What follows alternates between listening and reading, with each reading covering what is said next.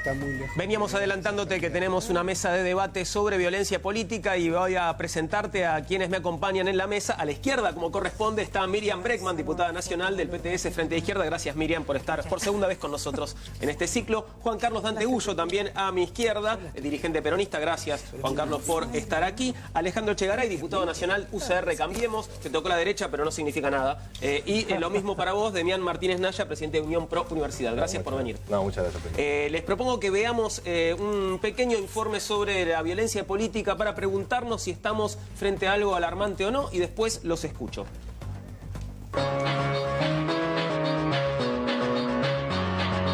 Cuando la grieta deja de ser contarse un relato diferente acerca de las cosas que pasan o no hablarse con un cuñado, aparece la violencia política. No es aquella violencia de hace algunas décadas, la que arrasó con la democracia y con miles de vidas, pero es un pulso constante de agresiones más o menos graves. Un ruido de fondo, naturalizado por el ritmo de lo urgente. ¿Alguna vez el escrache vino a señalar que la justicia no actuaba contra los autores de los peores crímenes que padeció la Argentina? Pero un día llamamos escrache a cualquier desborde de ira en masa, anónima, que no sabe de contextos ni de terceros. Y hubo muchos. Lo sufrió Axel Kicillof en un buquebús, Carlos Zanini en un avión, Alberto Fernández en un shopping, Martín Sabatella en un aeropuerto. Las amenazas de bomba, que en los 80 nos preocupaban tanto, hoy son un dato casi ignorado. Ya hubo varias contra el espacio de la memoria, ex-ESMA, hay decenas de amenazas de bomba contra escuelas, hubo amenaza de bomba contra la casa del director de la AFI. En los últimos meses sufrieron ataques una sede de Nuevo Encuentro en Villa Crespo y otros de la Cámpora, uno de ellos en las últimas horas. También hubo piedrazos contra el auto presidencial. Policías que revisan de madrugada el despacho de la gobernadora de Buenos Aires, o que bajan de un tren a alguien por tener un cartel opositor. ¿Por qué? ¿Por qué no lo de? ¿Por qué no arranca el tren? ¿Y cuál es el problema? Estamos en un país democrático. Hay amenazas a Cristina Kirchner y a Gabriela Michetti. Una sucesión de robos sospechosos.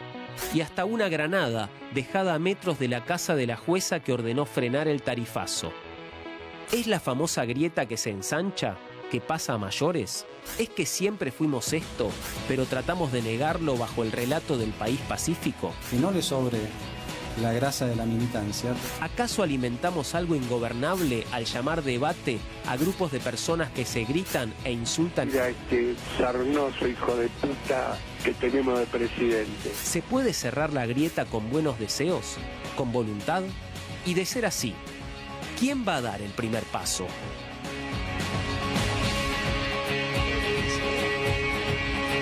Bueno, la verdad es que puestos en secuencia todos estos acontecimientos, a mí por lo menos me resultan un poco inquietantes. ¿Quién da el primer paso, compañeros? Bueno, yo. Miriam. No, me parece, hay hechos de distintas características, pero creo que si buscamos un poquito hay un patrón común que no se distancia mucho del Estado o de agentes que rodean el Estado. Mira, nosotros recibimos permanentemente ataques en nuestras cuentas de Twitter que la verdad es que son muy violentos. Ayer, antes de ayer, a Nicolás del Caño, mi compañero del PTS en el Frente Izquierda, le decían te vamos a dar un tiro entre los dos ojos. A mí me viven poniendo judía con distintos agravios, andate a 11, todo el tiempo una descalificación. Es una violencia terrible, pero es este ejército de trolls del mismo que denunció Tinelli. Lo que pasa es que Tinelli después se tomó un café con Macri, no sé qué hizo, y no lo denunció más. Pero esto es contra todos nosotros, permanentemente hay un ataque. Lo de Vidal. No está muy lejos quién es el autor de lo de Vidal. Digo, más allá de las enormes diferencias políticas que tenemos con la gobernadora, repudiamos las intimidaciones que sufre y todo el mundo dice casi a viva voz que es la bonaerense, que porque les pidió que digan cuántos bienes tienen, la bonaerense la está atacando. Entonces me parece que en el informe está un poco mezclado, pero que si empezamos a dividir, se ve claramente como desde el Estado y con métodos no muy claros como este de los ataques en las redes sociales, se va fomentando una violencia increíble. Llegando una cosita más al extremo de que lo están por liberar el Checolás, algo que ustedes mencionaban. Entonces, en la Argentina se acuñó la frase por muchos años, si no hay justicia hay escrache. y no hay justicia si lo liberan a Eche Golazo. Demián. Hay patrones disímiles en realidad. Comparto con Miriam esto de que hay ciertos sectores específicos que se ven en sus intereses vulnerados por este cambio de política y hay ciertos intereses espurios porque roza la amenaza, estas intimidaciones, esto de entrar a tu despacho, vulnerar tu privacidad en tu casa, una amenaza personal y demás. Y otra cosa es la responsabilidad política, y esto sí es muy claro, de hacer personal aquel debate político. Se perdió el debate político. Hay muchas personas que se quedaron arraigadas al pasado y vuelven el debate político en una agresión personal. Esto de Macri aquello, Macri lo otro. A ver, el presidente de la República establece políticas en base a un partido político. Nosotros tenemos una ley de partidos políticos. La representación es en un debate partidario. El Frente de Izquierda tendrá el suyo, el Frente Progresista tendrá el otro, el peronismo tendrá el suyo, pero siempre el debate tiene que ser en cuanto a ideas, y esto es lo que nosotros tratamos de revalidar. Bueno, Juan Carlos, viviste en carne propia de la peor manera la violencia política en nuestro país hace años ya. ¿Cómo ves este momento? Preocupante. Igualmente creo que acompaño la intervención de los compañeros y compañeras y te digo, la famosa grieta del kirchnerismo era una grieta que permitía efectivamente la participación, el diálogo. Era una grieta que se diferenciaba en términos políticos o si querés de qué idea de Estado o qué idea de proyecto, pero yo creo que partimos de una situación mala en el diagnóstico de lo que está pasando hoy. Hubo elecciones, la campaña fue limpia y con una pequeña diferencia de un 1% se reconoció la victoria del PRO. Esa tendría que haber sido la base en la cual se sustentara hoy una situación que hace definiciones ideológicas, políticas, y obviamente yo acompaño lo que dijo acá la compañera, si no hay justicia, si además en términos económicos el ajuste golpea, si además entramos en discursos o en propuestas que agreden, yo creo que, insisto, es preocupante. Y tenemos historia, Juan. Sí. Yo te digo porque he vivido con seriedad y en profundidad muchos momentos. Y no pienso en el peronismo, o no pienso tan solo en el pueblo. Pienso sí en el pueblo, pero fundamentalmente en las nuevas generaciones. Pero, Juan Carlos, lo que llego a entender de tus palabras es que las medidas del gobierno de algún modo están generando este clima. ¿Eso es lo que estás sugiriendo? Y mira, yo veía la otra vez las escenas de la represión a los jubilados en el Puente Pueyrredón y me dolieron, ¿no? Alejandro. Bueno, mira, en principio nosotros repudiamos la violencia de cualquier signo, digamos, cualquier origen. Este viernes pasado se cumple un año de la muerte, o algo que se podría agregar a este informe, de la muerte del militante radical Ariel Velázquez en Jujuy por el solo hecho de repartir boletas del candidato a gobernador Morales. O sea que sabemos, como bien dice Canca, sabemos de que en la historia de la Argentina ha habido momentos de violencia política que se inician con violencia verbal y luego va increciendo, digamos. Creo que la sociedad espera de todos nosotros que aplaquemos en este momento los niveles de violencia verbal para que no ocurran cosas como las de Ariel Velázquez. A mí me parece que, y otras cosas. Yo no, por supuesto que no coincido con los escraches, no coincido con los planteos agraviantes, como bien dice Miriam, tanto para los que son miembros de alguna colectividad en particular, como para los que critican en forma agraviante al kirchnerismo, como para los que critican la figura del presidente. Nosotros repudiamos la violencia y creo que necesitamos un momento de calma y de discusión racional de la política. Ahora, los escucho a todos repudiar la violencia, pero al mismo tiempo parece que con eso no alcanzara, ¿no? No alcanza porque no todos estamos diciendo lo mismo.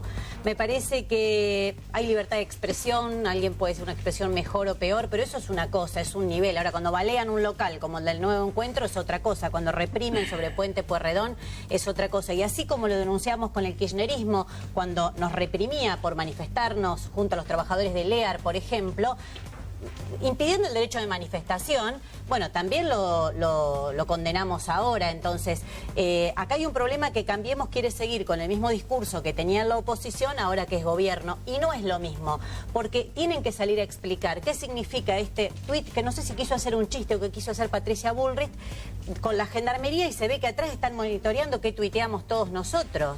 ¿Cómo no va a generar violencia eso que ella esté controlando qué decimos o dejamos de hacer? ¿Cómo no va a generar violencia el protocolo antiprotesta que quiso sacar e imponerlo en la ciudad de Buenos Aires y en todo el país con un repudio generalizado? Entonces, desde el Estado, tienen que analizar, ¿le dieron rienda suelta a Estiuso? Estiuso se da el lujo a sentarse en un bar en Belgrano y dar charlas. Atender a los periodistas. Atender a los periodistas. ¿Y qué se creen que está haciendo Estiuso ahora? Estas operaciones no tienen nada que ver con la CIDE, cómo están reciclando, la gente que han expuesto al mando de la AFI. No le atribuyamos al Ejecutivo responsabilidades del Poder Judicial.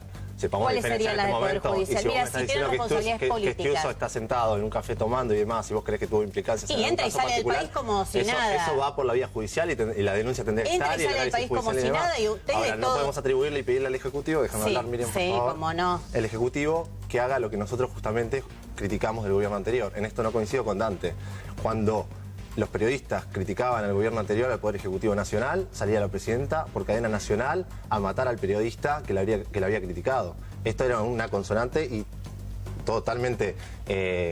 ¿Y qué estaba haciendo Patricia Bullrich con los Twitter? ¿Estaba leyendo las cosas interesantes que digo? No. Disculpame, pero no la vi la foto. Pero supongo que habrá sido por este caso de amenazas hacia el presidente de la Nación, hacia pero su nosotros hija también y nos demás. amenaza y no, la verdad que no le preocupa. Sí, en Twitter las amenazas se reparten para todos, ¿no? Digamos, en general. Son tan graves tanto para vos como para el presidente de la Nación. Y es lo que vos arrancaste este programa recién cuando te di intervención. Usted no se pueden victimizar siempre ustedes. Ustedes tienen responsabilidad de Estado, no está lejos quienes hacen esas amenazas.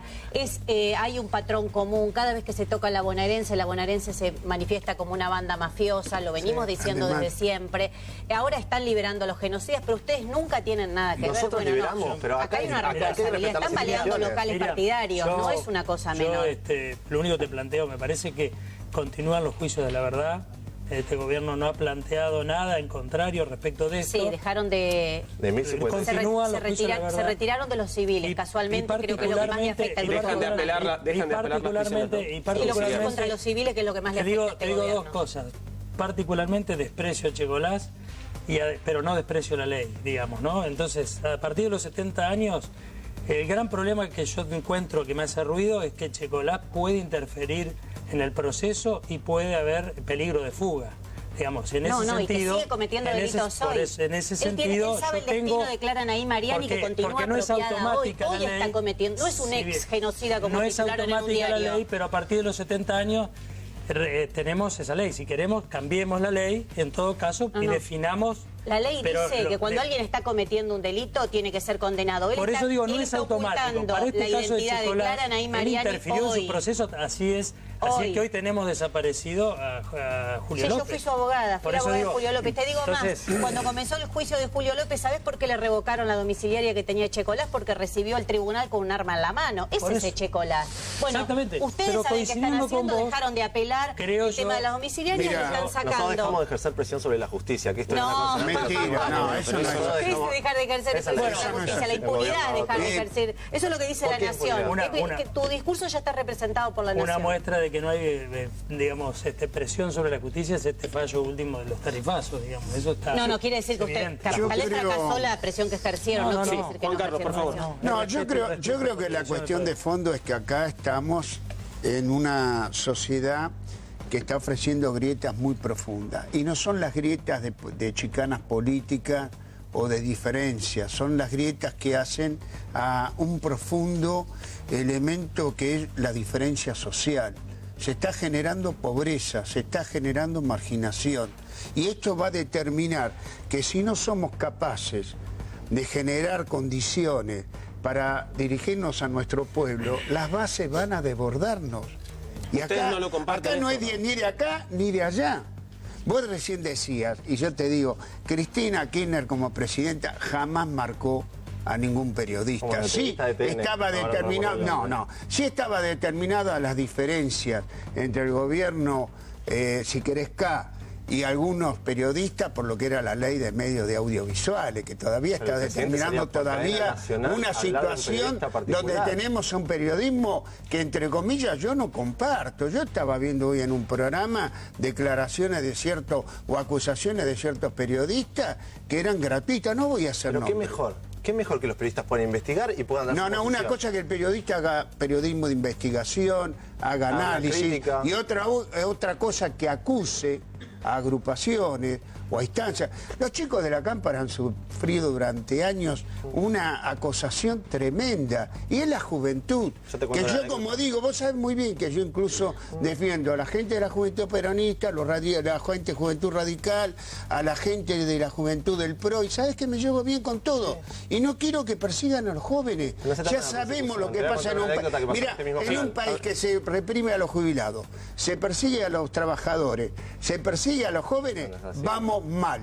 Y te pido, vos sabés que nos conocemos, así como nombraste a Velázquez, hoy el tema de Milagro Salas es un tema complejo. Hoy hay un periodista en un matutino importante que está describiendo la situación del encarcelamiento de Milagros y los otros 10 compañeros de la Tupac. Y yo te digo, es vergonzoso que tengamos que estar todos pendientes de ver cómo sancionan, entre comillas, a una compañera que está detenida, además sin juicio.